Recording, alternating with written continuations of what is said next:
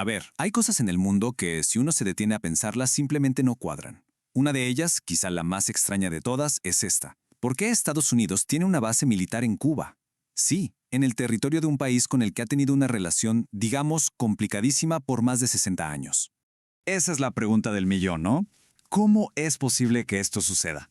Para encontrar la respuesta, tenemos que echarnos un clavado a la historia más de un siglo atrás, a una época de guerras, de imperios y de tratados que, como veremos, fueron de todo menos amistosos.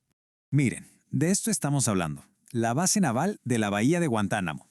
Son casi 118 kilómetros cuadrados al sureste de la isla. Y ojo, no es algo temporal. Es un pedazo de tierra que ha estado bajo control de Estados Unidos por más de 120 años. Es como un trozo de la Guerra Fría que se quedó ahí, congelado en el Caribe.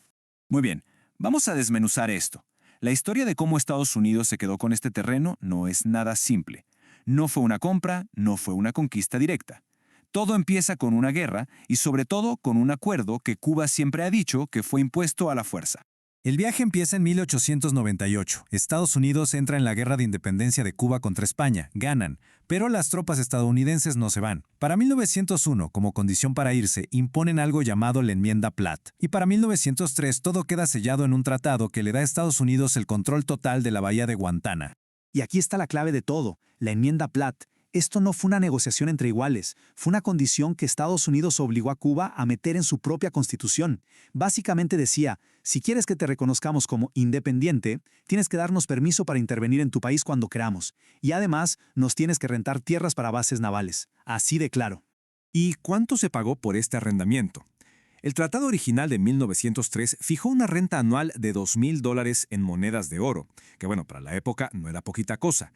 Pero el detalle más importante es que se fijó para un arrendamiento por el tiempo que fuera necesario. Una frase que, como veremos, se volvería importantísima. Ahora, adelantemos el reloj. Lo que había empezado como una simple estación para abastecer de carbón a los barcos se transformó por completo. El mundo cambió, la política cambió y Guantánamo se convirtió en algo mucho, mucho más grande. Fíjense en este giro. En 1934 se firma un nuevo tratado. Se elimina la odiada Enmienda Platt, lo cual parece una victoria para Cuba. Pero había una trampa. A cambio, el arrendamiento de la base de Guantánamo se convirtió en perpetuo. A partir de ese momento, la única forma de que Estados Unidos se fuera era si ambos países, los dos, estaban de acuerdo. Y entonces, claro, llega 1959, la Revolución Cubana. De la noche a la mañana, esa base ya no estaba en un país aliado, sino en el territorio de un nuevo adversario ideológico. Para Cuba se convirtió en el símbolo máximo del imperialismo. Para Estados Unidos, en un puesto de avanzada clave en plena Guerra Fría.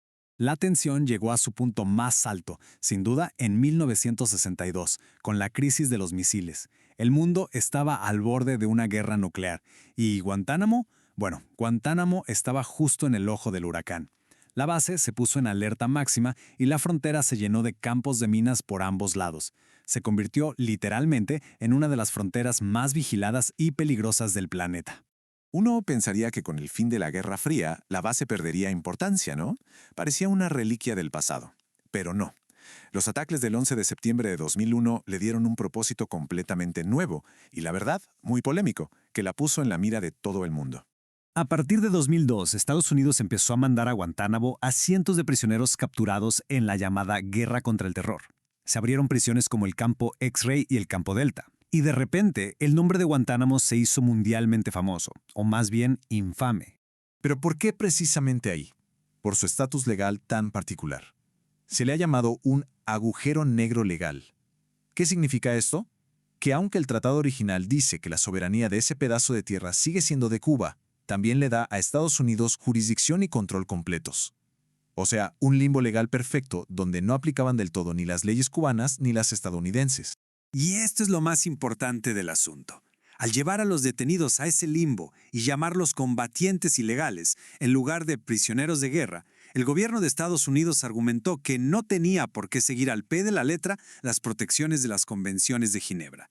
Esto, por supuesto, desató una tormenta de críticas a nivel mundial y batallas legales que duran hasta hoy. Y con eso llegamos a la situación actual, donde la base sigue siendo un punto de conflicto. Pero la pelea ya no es solo militar o legal, es también algo muy simbólico. Y se manifiesta de una forma, bastante curiosa. Pongamos los argumentos sobre la mesa. Por un lado, Cuba dice, Ese tratado original es inválido porque nos lo impusieron a la fuerza, y eso viola el derecho internacional. Por otro lado, Estados Unidos responde, el tratado es perpetuo, y esas leyes internacionales no existían en esa época, así que no se pueden aplicar hacia atrás. El resultado, un punto muerto del que no se han movido en décadas. Para entender lo que esto significa emocionalmente para Cuba, basta con escuchar esta frase, usada a menudo por su gobierno. Para ellos no es solo un tema de leyes, es una herida abierta, un insulto a su soberanía. Lo describen como un puñal enclavado en el corazón de la tierra cubana. A pesar de todo, Estados Unidos sigue pagando su renta puntualmente cada año. La cantidad que pagan hoy en día por esos casi 118 kilómetros cuadrados, agárrense, $4,085. No es un error de dedo. $4,085 al año. Pero aquí viene lo mejor de la historia.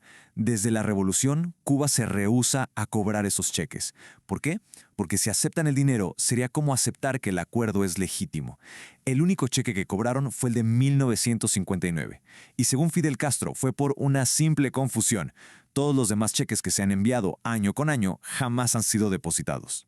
Entonces, después de todo este recorrido, ¿qué es Guantánamo hoy? Ya vimos que no es solo una base naval, tampoco es solo una prisión. Es un lugar con muchas capas, con muchas identidades, y todas están cargadas de historia y de polémica. Es que es todo a la vez. Es una reliquia de la era de los imperios, es un fantasma de la Guerra Fría que se niega a desaparecer, es el símbolo de los excesos en la guerra contra el terrorismo, y por encima de todo, es un recordatorio diario de una soberanía que sigue en disputa. Y al final la pregunta queda abierta. Ahora que las relaciones entre Estados Unidos y Cuba van y vienen, ¿qué le depara el futuro a Guantánamo? ¿Seguirá siendo para siempre el símbolo de un conflicto que ya lleva más de un siglo? ¿O podría, algún día, transformarse en algo totalmente diferente, quizá un puente entre los dos países? La historia de este pequeño pero complicadísimo pedazo de tierra definitivamente todavía no termina de escribirse.